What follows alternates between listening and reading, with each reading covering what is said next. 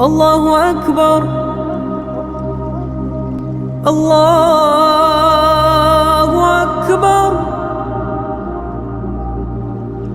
الله أكبر الله أكبر وعلى آله وصحبه وسلم. اللهم الحمنا رشدنا ومراشد أمورنا ونعوذ بك من شرور أنفسنا وسيئات أعمالنا. ربنا اتم لنا نورنا واغفر لنا إنك على كل شيء قدير. Chers frères et sœurs, Allah subhanahu wa ta'ala nous dit dans le Saint-Coran, Bismillahir Rahmanir Rahim, wa zakir fa inna zikra tanfa'ul mu'minin. Rappelez, car le rappel est utile aux croyants sincères. En effet, chers frères et sœurs, nous avons connu un certain nombre d'événements importants et heureux. Nous avons rappelé Zulhijjah, le mois de Zulhijjah, au cours duquel il y a le jeûne du mois d'Arafat, et qui est également un mois qui complète l'année lunaire à 12 mois. Et du coup, nous entrons dans une nouvelle année islamique. Et nous avons le constat que très souvent, les musulmans, par ignorance de l'importance de ce mois, n'en font pas suffisamment de démonstration, ou je dirais de montrer l'importance de ce mois en termes d'évaluation. Cela signifie que quoi? Lorsqu'on sort d'une année, on doit pouvoir faire son bilan de ce qui a pu être réalisé pendant l'année 1445 et les projets qui ont pu être réalisés et ceux qui n'ont pas pu être réalisés, les difficultés que l'on a traversées, mais également les moments de bonheur que nous avons connus. Et au total, nous sommes en vie dans ce monde d'ici-bas. Nous devons être reconnaissants vis-à-vis d'Allah subhanahu wa ta'ala de nous avoir prêté la vie jusqu'en ce mois 1446 de l'Hégire. En effet, l'Hégire n'est pas un nom banal, encore moins un événement banal.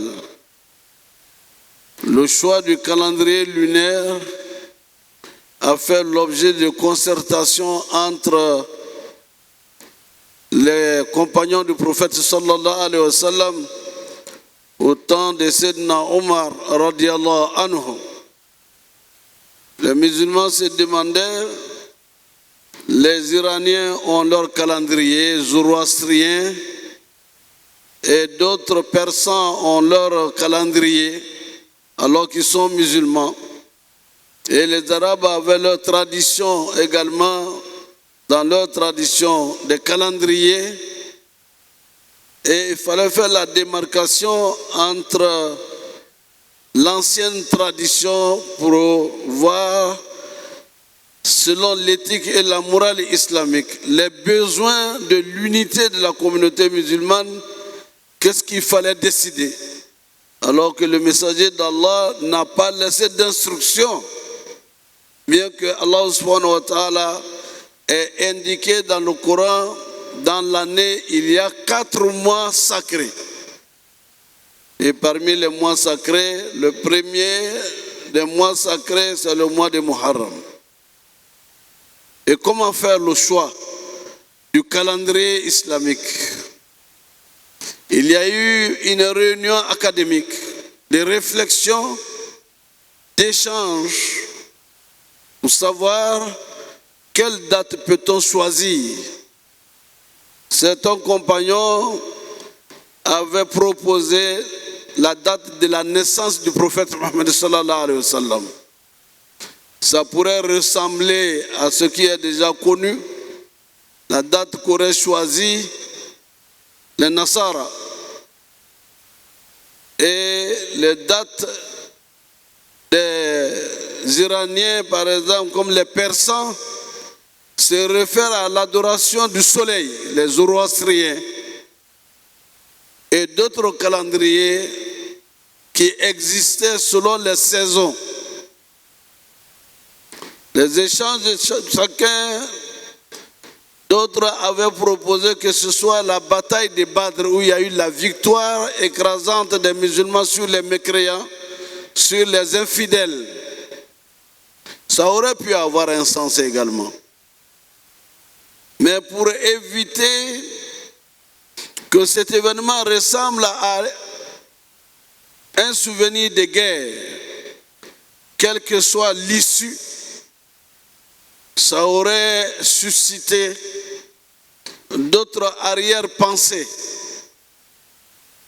Le consensus des oulémas, des compagnons du prophète sallallahu alayhi wa sallam, a été marqué par le choix du Muharram, par le choix de l'égir l'émigration du prophète Mohammed sallallahu alayhi wa sallam à Médine, Madinatul Munawwara, Madinatul qu'on appelait Yathrib. Et cela étant adopté en tant que tel, parce que effectivement, l'égir l'émigration du prophète sallallahu alayhi wa sallam de la Mecque a été faite dans la douleur,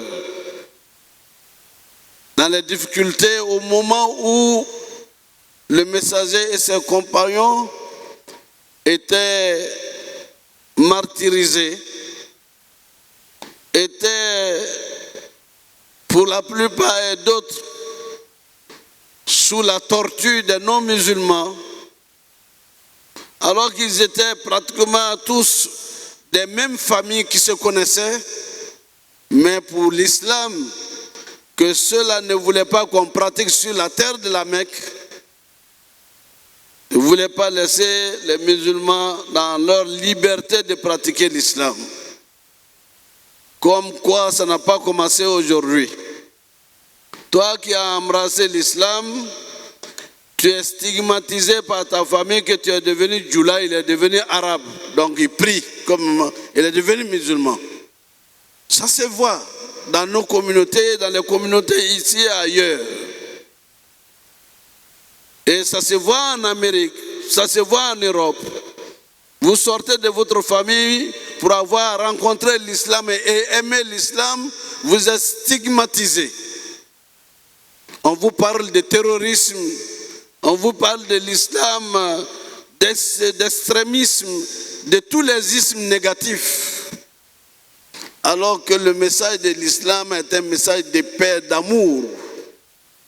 Où le messager sallallahu alayhi wa sallam disait « Qulu la ilaha illallah tuflihu » Dites seulement qu'il n'y a de Dieu qu'Allah.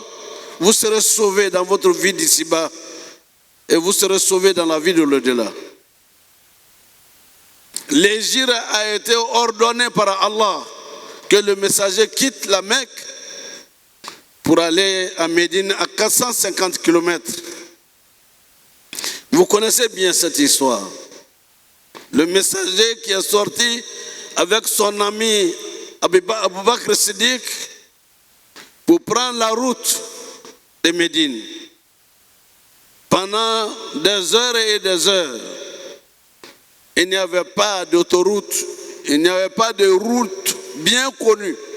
Il fallait des pisteurs pour enseigner, pour dire on passe par ici, on passe là, on passe là. Et en même temps, le messager était poursuivi. Si on arrive à l'attraper, nous allons le tuer. Et l'hégire a eu lieu, le messager est arrivé à Médine. Des leçons sont à tirer. أحسب الناس أن يتركوا أن يقولوا آمنا وهم لا يفتنون ولقد فتنا الذين من قبلكم وَلَا يَعْلَمَنَ اللَّهُ الَّذِينَ صَدَقُوا وَلَا يَعْلَمَنَ الْكَاذِبِينَ. Oui, les gens croient-ils qu'il suffit de dire que nous sommes musulmans sans être éprouvés? Nous avons éprouvé ceux d'avant vous. C'est à partir des épreuves difficiles et aussi il y a des épreuves douces que Allah juge qui est sincère dans sa foi et qui ne l'est pas. Le messager a connu cela. Qui sommes-nous pour ne pas être éprouvés? Et cet hégire également révèle pas mal d'autres choses. Parce que Sayyidina Omar rappelle un hadith du prophète Mohammed sallallahu alayhi wa sallam. Lorsqu'il dit إنما الأعمال بالنيات وإنما لكل امرئ ما نوى فمن كانت هجرته إلى الله فهجرته إلى الله ومن كانت هجرته للدنيا يصيبها أو امرأة ينكحها فهجرته إلى ما هاجر إليه أو كما قال عليه الصلاة والسلام. Ici, Sayyidina Omar cite le messager d'Allah en disant ceci: nos actions n'ont de valeur que par les intentions qui les ont motivées. Celui dont l'émigration de la Mecque pour aller à Médine s'est fait pour Allah, par amour pour Allah, alors son hégire est pour Allah et pour son messager. Celui dont l'émigration est motivée par le fait que sa fiancée est en train de partir parmi ceux qui vont à Médine, alors chacun aura la récompense de ce pourquoi il a émigré. Pour dire que dans le mouvement humain des déplacements, chacun a une motivation particulière. Il y en avait qui partaient effectivement pas, n'est-ce pas, parce qu'ils sont stigmatisés et parce que le messager s'en va à Médine. Ils aiment le messager, ils aiment l'islam. Si le premier messager ne partait pas, ils étaient prêts à en découdre avec les mécréants de la Mecque. Mais le prophète a préféré éviter la guerre fratricide et accepter l'ordre d'Allah d'aller dans ce qui va devenir la demeure de la paix et de l'amour et de la fraternité. Et c'est dit que tous ceux qui s'engagent dans un mouvement ne sont pas animés de bonnes intentions, comme les initiateurs. Ça se connaît, ça se reconnaît dans le champ politique. Il y en a qui y sont par principe. Nous avons un projet de société, de justice, d'équité et de développement. Nous avons une vision très claire de ce que nous voulons faire, mais il y en a qui disent que ça va nous permettre d'avoir du boulot. Et donc je viens faire ma part des manifestations pour pouvoir avoir la place au soleil. Un fonds de commerce est arrivé, il faut que j'y participe. Or, il y en a qui sont animés par le fait que nous voulons développer notre pays. Et nous avons un programme dans notre esprit et planifié. Et nous pouvons, moi je peux participer, moi je peux contribuer. Et ça a été également, ça a été ceci. Ceux qui étaient convaincus que la religion d'Allah allait triompher avec le messager d'Allah ont suivi le prophète Mohammed sallallahu alayhi wa sallam. Innama al-a'mal binniyat wa innama likulli imrin ma nawa. Nos actions n'ont de valeur que par les intentions qui les ont motivées. Voilà pourquoi le consensus a été fait autour de cette date. Et cette date est retenue pour le premier Muharram. Et dans ce premier Muharram, il y a également d'autres enseignements. Et chacun, lorsqu'il arrive au niveau de l'un d'entre eux, lui fait des recommandations auprès d'Allah. Pour qu'il soit parmi un peuple béni par Allah et leur accorder le paradis des versets serviteurs. Et à nous, chers frères et sœurs, nous pouvons faire ce rappel que nos parents reconnaissaient en ces jours une valeur inestimable.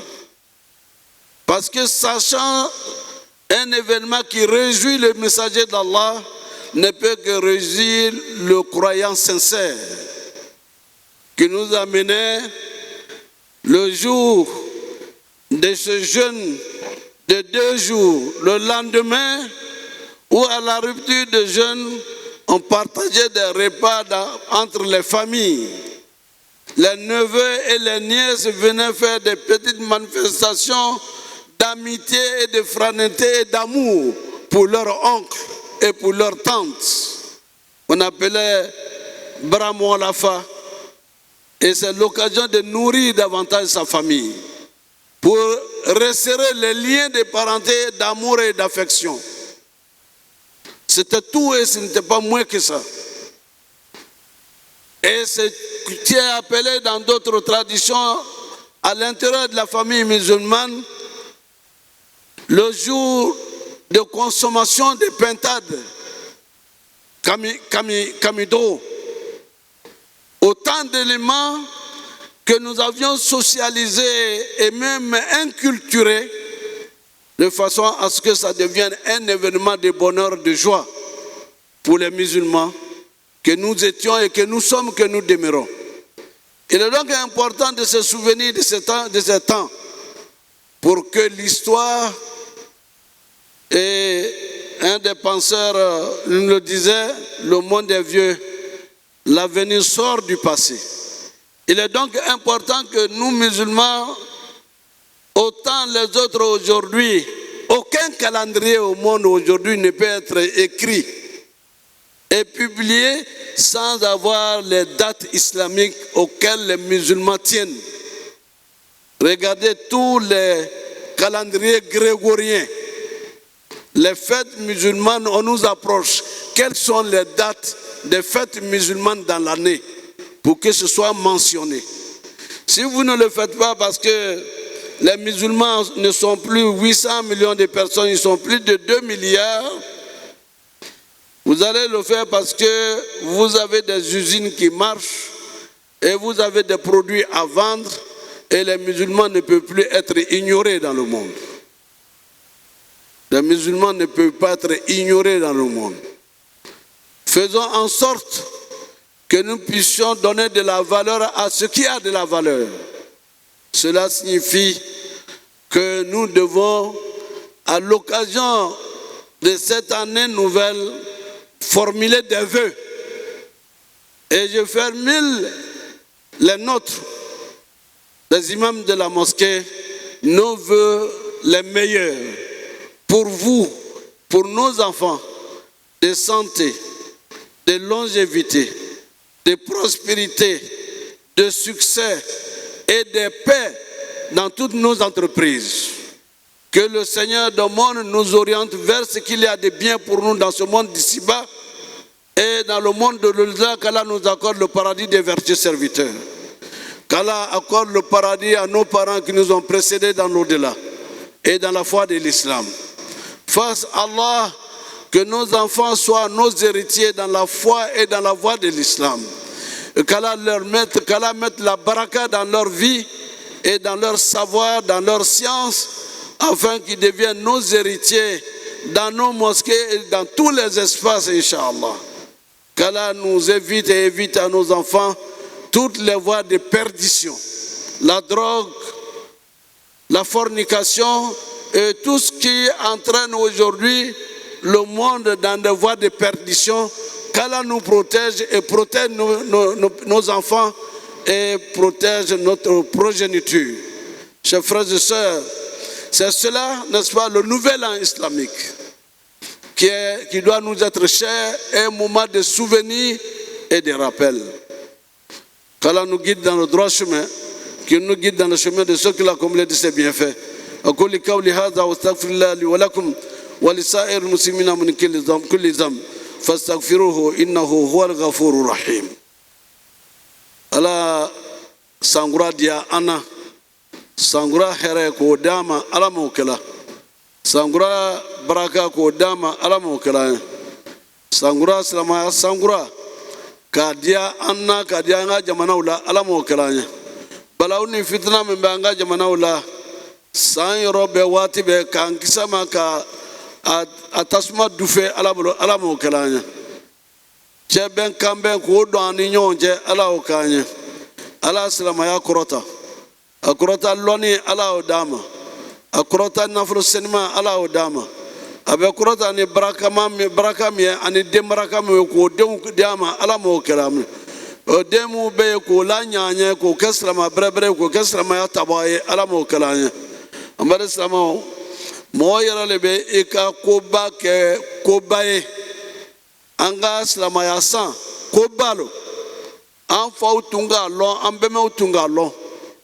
na wati sila ni bramola fa wati sila we ashura wati itumba ye aywa berindeu ubita kata lo nyini kata di benna kauma do yere beta kata musoma mina wati la do beta kata bon franc ka ben fenge obe drome kelenglen diuma obu wasa me war kote atumela wuli ka lo ka badenya tun ka badenya sinzi utuma oko mi beke na be islamaya dole fra islamaya tinka oko e ko brabrawle me angana nyina awati le ko fanya duwa kenyo ye ka duwa ka yere ka duwa ka yere ka duwa ka nga jamana ye ka duwa ka islamaya ye albi ala islamaya kurota akurota loni nafama ala odama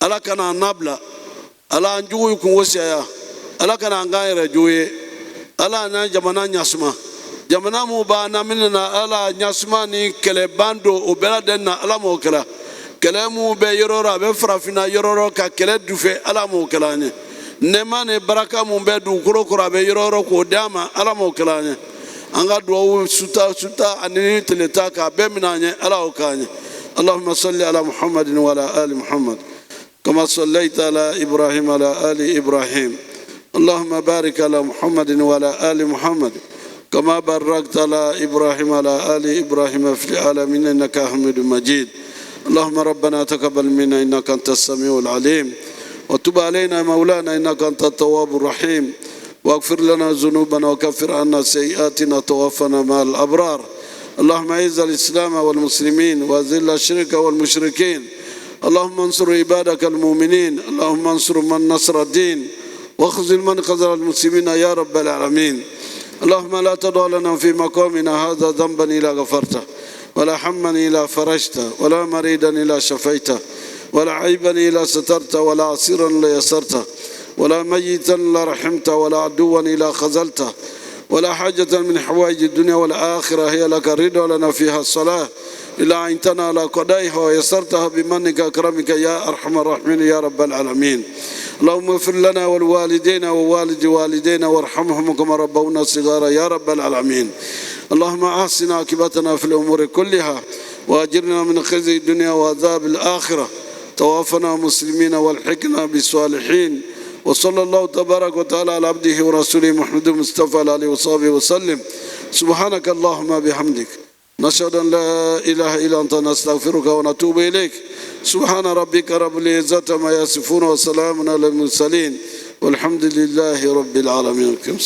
الله أكبر الله أكبر الله أكبر الله